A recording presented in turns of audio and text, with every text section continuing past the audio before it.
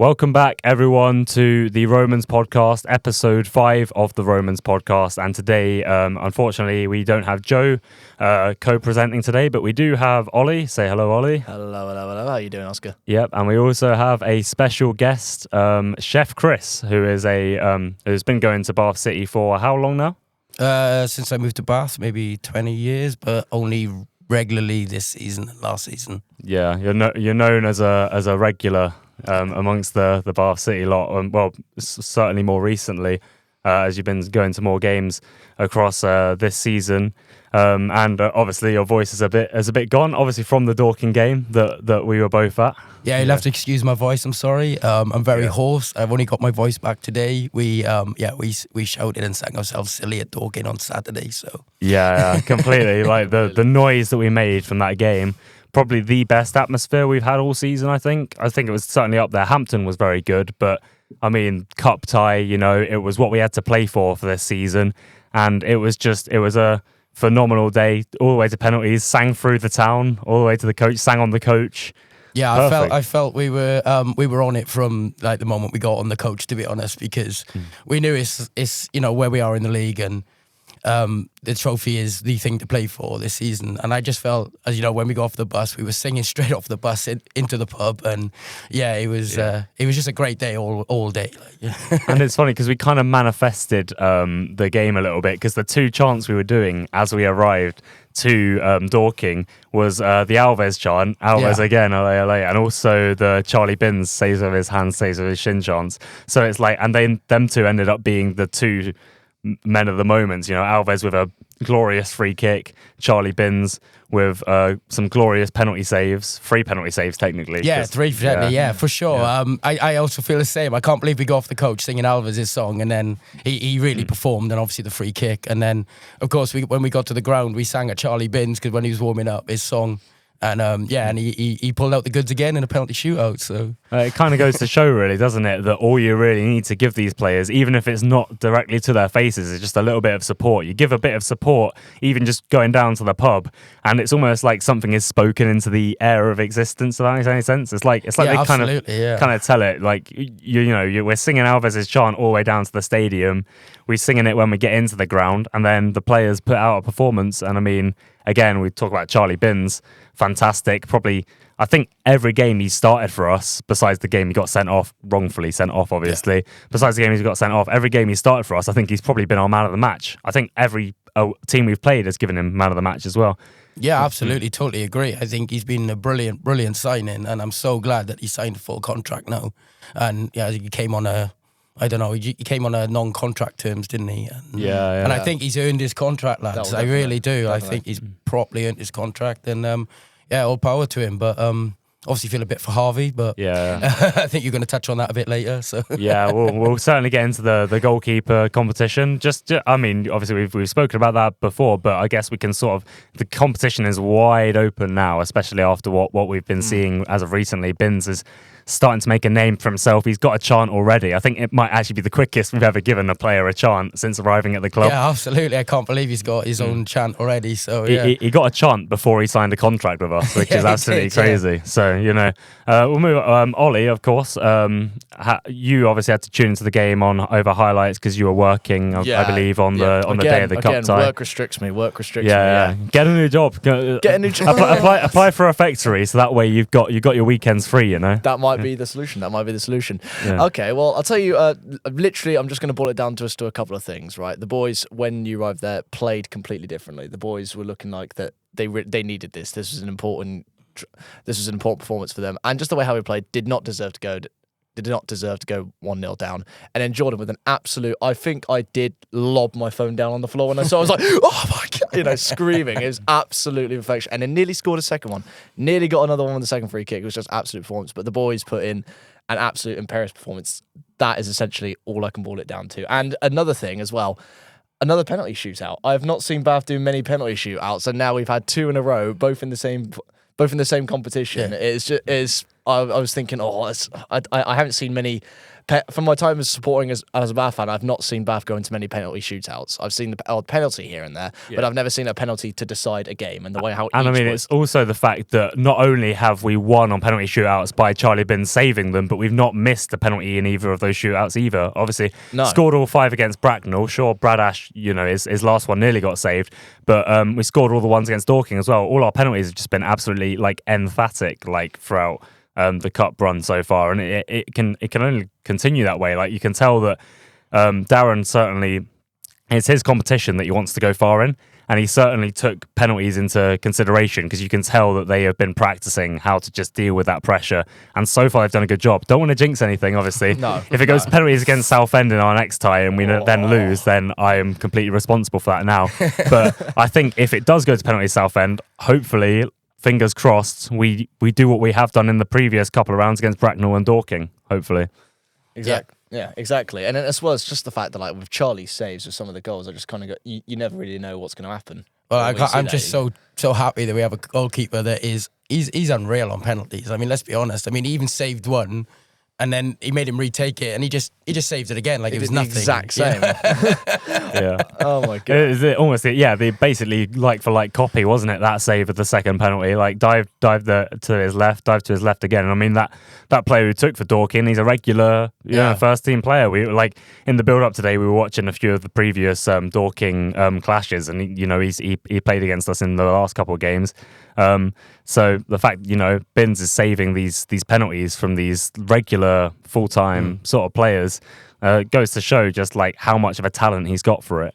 Yeah, I was trying to watch if Binns is a guesser or he actually waits for the kick to happen, and I know most keepers won't save it if they wait for the kick, but I think Charlie's good enough that he waits for the kick, because he just goes the right way every time. It can't be luck. He can't be guessing. I think he takes up so much of the goal with his height and everything. Yeah. He's a man mountain, giant, isn't it? Just get across it. And I think in this level of football, National League South, yes, they're still excellent penalty takers, but they do hit it way less lightly than a Premier League player would, for example. And that way is Binns, he played for a Premier League side in academy, Ipswich Town, before joining for us.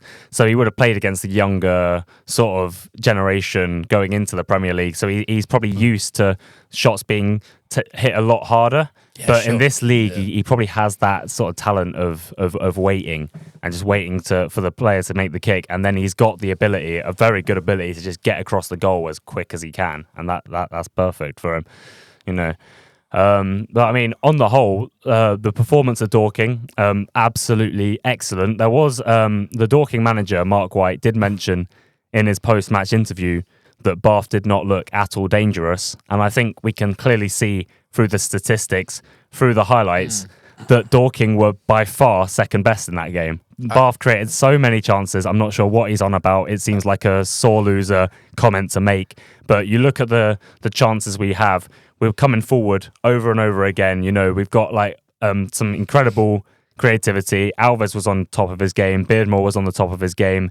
Our fullbacks were good. I think Greenslade had a lot of stuff to do in that second half. And I mean, also, Dorking were very sloppy as well. It wasn't like Dorking had played well, and Mark White was saying, "Oh, we were unlucky because Bath didn't look dangerous."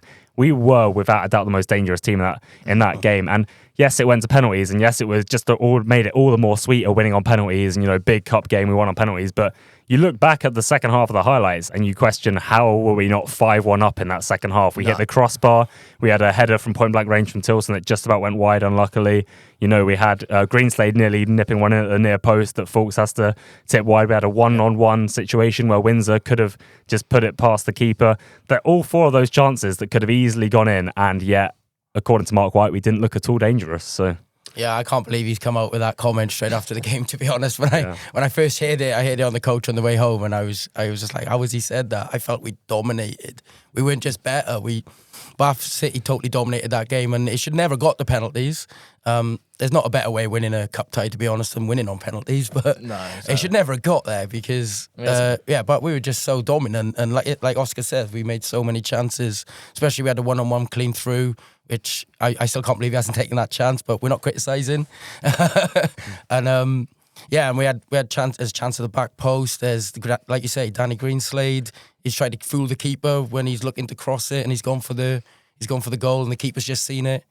So I'll mark White's come out with that, because I can't remember them making many chances except for that very, very last 94th minute, where Charlie's flying through the air. I think there was 2 moments of the game where Dorking's momentum was better than ours. It was when they took the lead, went 1-0 up, and then they had a chance immediately after, and our back line kind of switched off a little bit. We thought it was going out for a corner, came in, and Binns made another save. There was that moment in the first half, and the moment in the second half in the added time, again, where Binns again had to come into action and punch it away, and then we had to block it and tip it over the crossbar. But besides those 2 moments of momentum in the first half where Dorking scored their goal and in added time, it was all Bath, and Bath completely deserved it. And I think if we went out on penalties, it would have really been bitter to take, because we would have looked back at those highlights and realised, how did we not win? But thankfully we did, and we certainly deserved it. I mean, we didn't deserve for it to go all the way to penalties, because we were just so much more the better team, but we definitely deserved the win. And I mean, as we said, like, being in the moment, winning on penalties just makes it all the more sweeter on the coach journey home as well. So, I mean, a question for both of you, seeming as you were both at the ground itself. I mean, compared to how it was with the first penalty shootout that we saw recently in this cup, how did it compare? Was it the same really nerve-wracking feeling? Like, oh, goodness. Yeah, for sure. I think there was almost a bit more nerves about it, because I think at the time we played Bracknell Town, right? It was like, obviously, because they're a lower level team and you're kind of like expecting to beat them, I just had a feeling, especially because Binns saved a penalty earlier on in that game, I had a feeling that, you know, we should be doing this. We've got the players who have more experience and they're better at taking penalties. I'm fingers crossed that we will do this, and we did manage to do it. And I think once we saved that first penalty in that game, it was a big sigh of relief. Yeah. I think also it's because in the Bracknell game, we equalised in the last minute of that one. So I felt that because we scored a last minute equaliser, we would have had the momentum to try and win on penalties after that. Yeah. But with the Dorking one, we equalised right at the start of the second half, and we should have scored so many more. So I just had a fear that it was Dorking's game to play for penalties in that one. So we were playing for penalties in the Bracknell game to equalise. Dorking were playing for penalties in the game against us. And when it's the other team that's playing for penalties, it feels so much more pressure on you, because you know that's what they've been wanting and that's what they've been trying to build up to.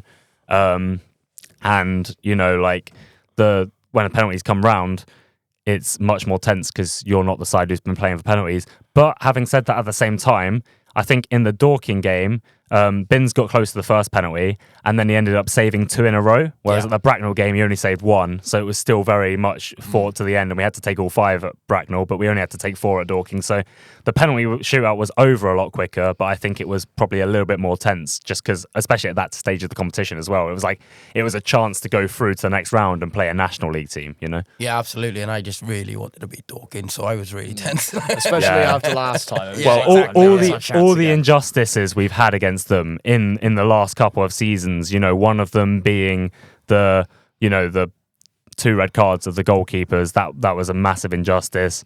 Their time wasting in the 2-2 game. I know there was a bit more of a sort of 50-50 injustice that one. I think the referee in general just had a bad game for both teams in that one. But I mean, the 2 red cards, we needed the justice, and we got it by knocking them out of the cup. It certainly felt good. It's so sweet. It's probably the best away day I've had with Bath City. And also I will say this as well. I know we always end up somehow talking about the town, but like I said with Maidstone last week, a lot of the towns you go to in this league are so depressing. They're just like British town, and there's nothing there. But the location of Dorking Stadium is so perfect. It almost feels like a Premier League ground. You got the high street of Dorking, you got all the pubs and everything, all the shops, and then you got a little like sort of match day walk down to their stadium in like a car park and everything. And it's just the whole walk back, like all those videos of us chanting and having a good time. Going back to the coach, just felt like, you know, we were walking away from a football ground, you know, and not like just from something buried in a council estate or something like Twerton. But yeah, it was lovely. Dorking's a lovely town. I can't wait to go back to it later on in the season in April. I think they're our last away game of the league season. Went to a very nice pub. Yep. Shout out to it, the Spotted Dog. Spotted Dog. Yeah, great landlord. Sure. Great landlord. Yeah. He said we give him a shout out. Yeah. We will give him a shout out on the podcast. Make sure if you go to Dorking away, any National League South fans, go to the Spotted Dog. It's much better than the other pub that shut down because it didn't want our fans. Yeah, they didn't want football fans, and they wouldn't let football. So they were opening at like 2:30, so they didn't get any football fans in there. I can't remember what the name of the pub now. Yeah, that is ridiculous. Spotted Dog's just it then. That's Spotted Dog. That was ridiculous, though. The fact that one of their pubs didn't want to open for football fans. That's such amazing business. I get they might be understaffed, but come on, it's a small period. It's a small gap in the day that you just got to be open for. It's a Saturday. So many people are going to go to the pub on the Saturday. Like, can they not find enough bar staff? I remember when we were walking past it, we said, like, what's the name? What do we think of the pub? And then, but like, I'm trying to remember what that pub was called now. I had it in my mind. The Bull's Head? The Bull's Head, that's the one. The Bull's Head, that's where the Bath fans went the previous seasons. And they said, this is the pub we're going to go to. And for some reason, they just shut down. And we think the reason they shut down was because and let's just of our say fans. that Bath fans were not misbehaved in there last season. Exactly. No. From what I heard from Kieran, he said it was one guy working in the bar and Bath fans were just ordering drinks.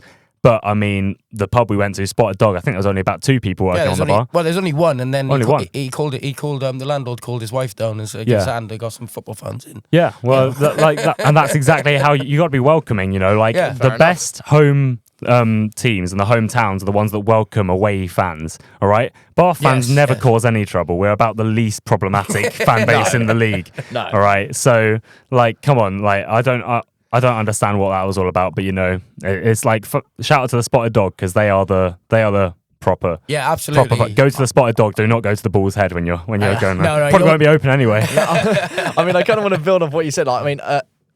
Putting the fan base aside, when it was the first away game of the season, I'm going to keep bringing this match day up. When it was Worthing, really welcoming and sweet. We walked in and immediately the chairman's just, "Hi guys, you guys come from Bath, yeah? You're right. You guys want some ciders? That's your thing, all that." And then fan base aside, but so you had a very welcoming experience. Yeah, for sure. And I mean, very very good day. I think I just keep thinking about the day because it's such a good day and it's still got me in good spirits now. Yeah, same. I'm still on a high from Saturday, and And it's like I know on the podcast there's so much we want to talk about the football, but the day was just so good in general that there's so many things in my mind I just want to get all off my chest because it was it's fantastic. But moving on to the next draw of the cup, and this is something I'm really excited about. I'm really excited for this game. Bath City drawing Southend United on the draw on Monday. What do we think of this? Southend United, who are a team just 5 years ago, were playing in League One. I mean, this is going to be a real big challenge for Bath, and as well as Bath have not faced a team this high, or that used to be this high, in many, many years. And I feel this might not be, would you say, like a reality check maybe for some of the Bath players? Well, of course, we did play Port Vale, who are currently a Football League side in pre-season, but pre-season doesn't really count, of course. This is the biggest game I think we've had. Well, obviously, the biggest game we've had since Aldershot Town away in the FA Cup, because obviously the FA Cup stakes as well. But Southend are an even bigger team than Aldershot because of their Football League history too. So it's actually an even bigger game than Aldershot. And the fact that it's a home game as well, and Southend United, their away support, they bring a good 1K at least. I think you found that out. Yeah, so I went Googling as soon as we drew Southend because I wanted to know their away support to see how many they're going to put in the Bristol end. And I thought I was reading it wrong because I texted Oscar and I said this can't be right. They take over 1,000 away every game, and they average 8,000 at home, 6,000 to 8,000 at home. So they were a really well supported team, and I did not appreciate how well supported they were. So I'm really looking forward to them coming. Well, it's the Football League effect, isn't it? You go into the Football League, and even if you come down to the National League, the Football League effect is magnificent. Because I mean, you look at Torquay, for example, they're in National League South now, but because of their history in the Football League, they still get 3,000 attendance, not 30,000, 3,000 attendance to most their home games, and obviously Southend big ground as well, 12,000 capacity. It makes sense as to why there's still so many people following that team because of their recent Football League history. I mean, you did the smart thing. You actually Googled the team as well before. Remember? Yeah. Totton, you're just a bus stop in Bristol. Yeah. What? Didn't do any research into it. No, but, they're incredibly well supported, and I'm so excited to get them a Twerton, aren't you? I hope they bring it's gonna be segregated, isn't it? You're gonna have a big section in the Bristol end of all the Southend supporters, and there's only very few games that are segregated at Twerton Park, and when it's a segregated game at Twerton Park, it makes the club so much more money because they only segregate it when there's a large following, a large support, and that's why Torquay, they always put Torquay on like, you know, a big day. Like, for example, it's New Year's Eve this year. So we're getting a lot of Torquay fans in and they're going to be like segregated and it's going to be a lot of money for the club in that sort of range. They always try and get it on those sort of bank holiday sort of days. Yeah. Get a few more supporters down, and Southend, you know, 1,000 thereabouts, and a lot of the Southend fans want to go to Twerton Park as well. It's not a ground they've been to. I guess I infiltrated their Facebook pages just to see what they were saying about the draw, and they're very excited about getting Bath City. So because it's a ground they've never been to. Obviously, they're Football League, you know. Bath have never been Football League, so they've never played. Or they played in the 60s, I found out, in the FA Cup. And we beat them, but it's not relevant. Yeah. It's 60 odd years ago. But they're really buzzing to come. So they said they're looking at 800 minimum, but they're hoping for over 1,000 travelling, which is just incredible. And we've got to match that. We've got to make sure we have more numbers than them. Still, we like not only will we have a lot of Southend fans down, but we need to campaign to get a lot of Bath City fans in that ground because they have to realise this is the biggest game we've played in years. Yeah, in a long time. The FA Trophy as well. I mean, look at how early we went out in the FA Cup this year. Like that was a disappointment, unfortunately. But FA Trophy, you know, we went through against Dorking. That got the club a lot of money. We've now drawn a National League team that has been in the Football League and bring a lot of away supporters. That's going to get the club so much money, and if we go through, you know, that's more money. Even if we go out, we get a lot of money at this stage. So like it's such a big fixture, and it's something that, like, you know, we could get like an attendance at Twerton Park like close to 3,000. If we get 2,000 Bath fans down, 1,000 Southend fans, we could get 3,000 in at Twerton Park in that game, and I'm trying to get as many people down for it as possible. Let's get that TV in Twerton Park. Let's get those roofs on the standing area. Let's get the what? You know about the whole campaign to get the TV screen. Oh yeah. Let's get that in. Well, that will be a good game to start it. To be fair, if we start it at the Southend game, well, if we get all the money from the Southend game, we can then invest in a screen at the Bristol end. I'll rip my TV off my wall and I'll put it in the corner. I'll be like, there you go, 1-0. Oh, there you go. I mean, I'm mega excited for that game. Yeah, same. I genuinely like, and also I know it's okay. This is the thing that people are a bit concerned about and a bit unhappy about, the fact that it's a hard draw. But, you know, we're at the stage now where we will get hard draws. And if we can beat this team in a hard draw, it shows that we have the capability to go all the way. You have to run into a few big teams to go on a cup run. And this is that big team, that big game. And even if we lose, I'd much rather we lose to a side like Southend than, you know, a side lower down, like causing us an upset. And you look at the competition as well. It's the competition of upsets. Clitheroe, for example, lowest ranked team left in the competition, beat York City, who have also been a Football League side, on penalties.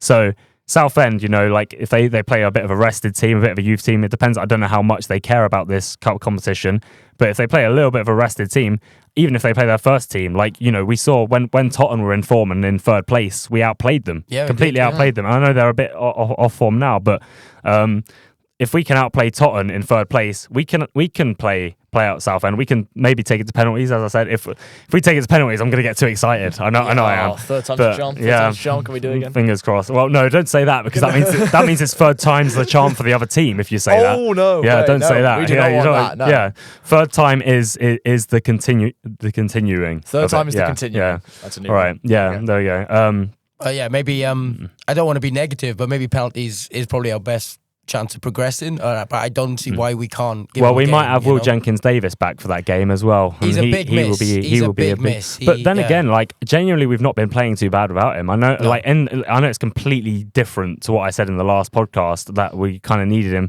But I think the team's actually adapted very well since him not being there. It's like they've been sort of working and training how to, you know, he's out injured, right?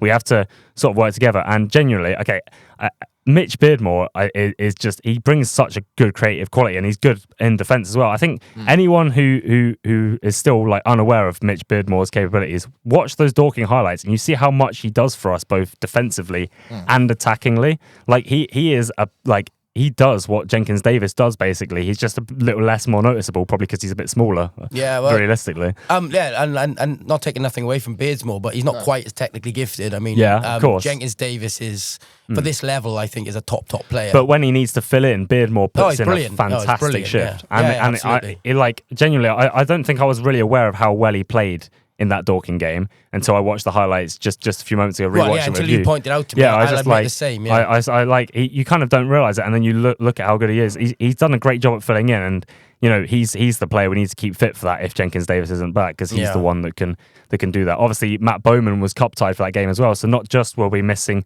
Jenkins Davis against Dorking, we were also missing Matt Bowman. Who's been brilliant since he came. I think he's been brilliant. And while you mentioned Matt, big shout out to standing with us all game at Dorking, singing and chanting. We tried to get him down today. We'll hopefully get him down for a future podcast. They've got training today. We're filming this on the Tuesday evening, so hopefully Matt Bowman will come in a later episode, and we're trying to get Darren down as well, which would be fantastic. But yeah, I mean, that's Southend game. We've got one last thing to talk about. It's this weekend. We've got Salisbury at home, and I need to talk about this because this I don't know, I found it amusing. I found it quite funny. Salisbury on their socials posting that they're going to fill out Twerton Park. They're bringing a supporters coach, another supporters coach, several supporters coach, and to me, I think I just found this a bit funny because they can't even fill out their home stadium. They're giving but big shout out to Salisbury as a football club for giving their fans free coach travel. I definitely respect that. It's very respectable, and I mean they kind of need it really. They need to get a few more people invested in their club. But to fill out Twerton Park, sorry Salisbury, you're still only gonna bring one coach. Yeah, so you're gonna struggle with that. I think like if you want to see fill out Twerton Park, we got Torquay at the end of the month. We've got Southend after that. That's filling out Twerton Park. I mean, I'm sure Salisbury will bring a lot, certainly more away fans than we've seen from most teams. Yep. You can put them in the family stand. Yeah, I think they're going to get it. Yeah, one thing about Salisbury FC is that there's a lot of people in Salisbury that don't even know they had a football club. Like I've got my one of my people on my mum's side of the family lives in Salisbury and has done for ages. And when I always talk about Bath City stuff to him, he's like, "Wait, Salisbury have a football team?" It's because it's so far outside the city that it's like, yeah. But anyway, I mean, disrespect aside, I don't mean to disrespect Salisbury at all. It's just a bit of a laugh, really, just a bit of playful rival banter. But looking forward to the game of the weekend. It's a very big game as well. Of course, Salisbury are very similar in terms of quality and in terms of league position to where we are. I mean, right now they're actually above us, but we have a game in hand over them, and that game in hand is this one. Actually, no, it's not. It's no, it is. I think. Yeah, I think it is this game in hand. So we'll then beat them. We're gonna try. Well, obviously, it's not the game in hand we have over them, but it is the game that will make us go over them if we win. That's what I'm trying to say. Like it's the head to. You have the game in hand, and then you have the head to head game in hand. This is like the head to head game in hand, and I mean.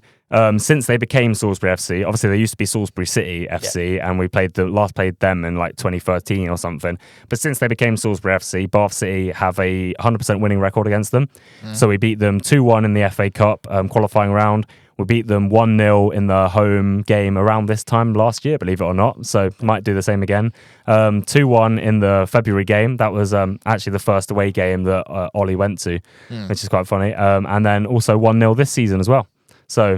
So far, 100% win record against them. I'm hoping we can continue it. And I mean, the way we play against Dorking, there's no reason why we shouldn't. If the boys perform like they did against Dorking last Saturday, then we blow Salisbury away. It's as simple as that.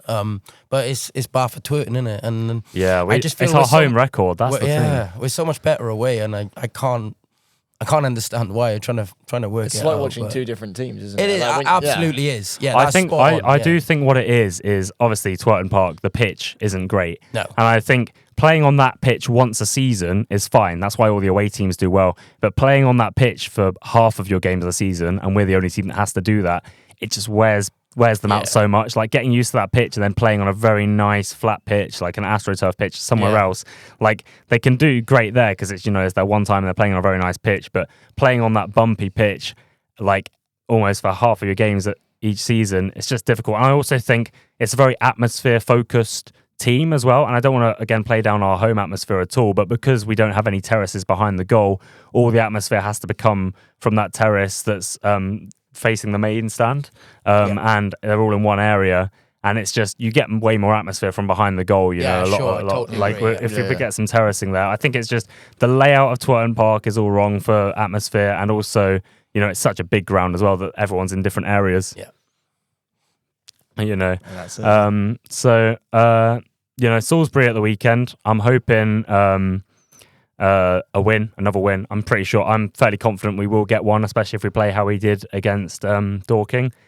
We do have also Chippenham on Boxing Day. I won't be at that one. Chris won't be at that one, but Ollie, you're planning to go. Are you excited? Good luck. I am very, very excited. It's going to be absolute. It's going to be hilarious. It's going to be brilliant. I myself have printed off some custom stickers for it as well. Fantastic. I've made some custom stickers, and we're going to find out whether or not they do or don't do well next time I go to Chippenham, which will be never.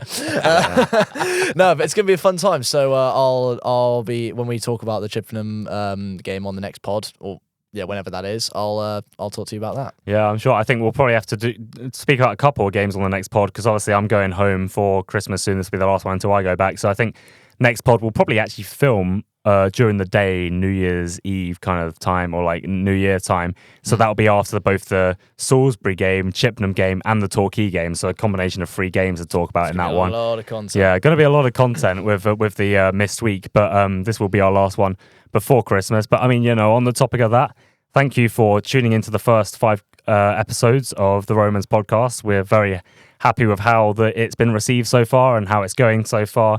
Thank you, Chris, for joining with us today. No, very welcome. I've enjoyed it. Thank you. Yeah, and a very enjoyable day at Dorking, of course, and the FA Trophy run. Hopefully we can keep it going.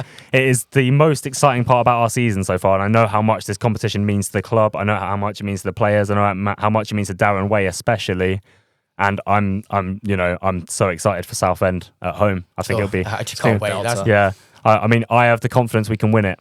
I don't see why we can't. There's so many upsets in this competition that we can do it. Even though we're a tier below, we can do it. We're underdogs, but why not? Yeah, why not? Why not? For sure.